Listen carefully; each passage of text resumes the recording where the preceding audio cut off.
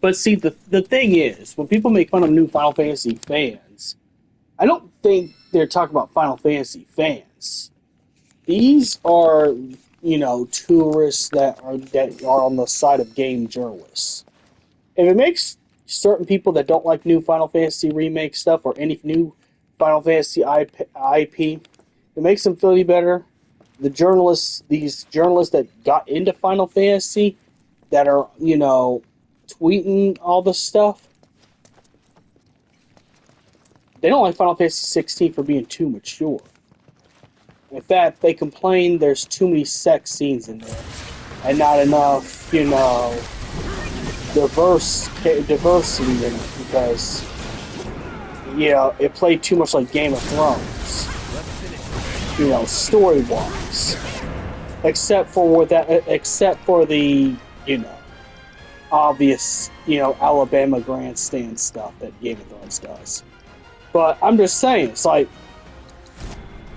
the thing is, okay, I wouldn't necessarily call them new fans of Final Fantasy, because remember, these are the same people that threatened Hajime Tabata for Final Fantasy 15 story, rather than accept what they were given, which they should do, because it is the directors. Like it goes back to where Stan Lee talks about who's the strongest character, and Stan Lee says whoever the writer or director wants it to be. It's the same thing right there. If Hajime Tabata wanted to have, his story the way it was in 15, so be it. But we need to get to finish DLC because these quote-unquote new fans, these tourists, and look, I'm going to be honest, I'm a very progressive person, but I will admit that these people are very exhausting because they want things to be like how Forspoken and games that are, agenda pushing are. Yet they have a strong hatred toward, stuff like Stellar Blade. But I wouldn't call these people fans. I mean, you could if you want to, but I just think it's the game journalist type of people that go into these fandoms. I will say I will defend Final Fantasy VII Remake and the compilation and all that material just because I do like it. Genuinely like it. I will accept that if you don't like it, because that's, I'm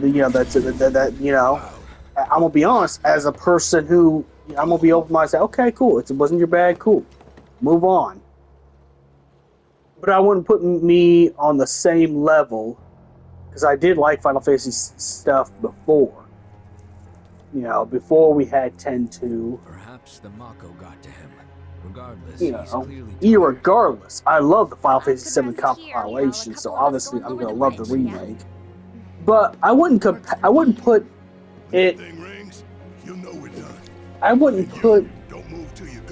The thing is, I wouldn't put these tourists on the same level as us, because anyone who's the game journalist type of people, that's exactly what they are. They're tourists. I'm just being honest. So when they get angry and go on Twitter and threaten people, that's where I'll disagree with that one dude's video. I'll agree with him the fact that, hey, we feel differently about this project. That's fine. I'm a grown man. I could deal. I got other things that I should be concerned about than getting mad that someone doesn't like the same stuff I like.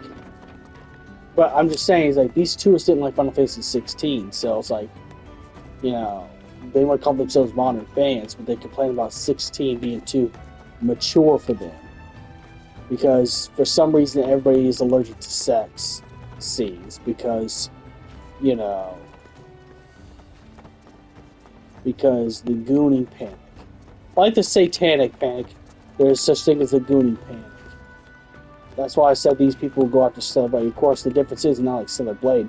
The sex scenes in Final Fantasy 16 actually played a good story significance.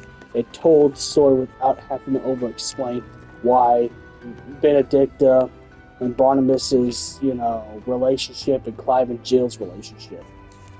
But either way, I don't put tourists within our group because that's going to always happen. Anybody who spends too much time on Twitter or has that quote-unquote journalist mindset, it's going to always be the same. And like I said, I'm a pretty progressive person, okay? I'm going to be honest. But I will say these people, I wouldn't count that because these are totally online people that want to make up their own, things and psychoanalyze anybody who thinks differently than they do. Hope that helps.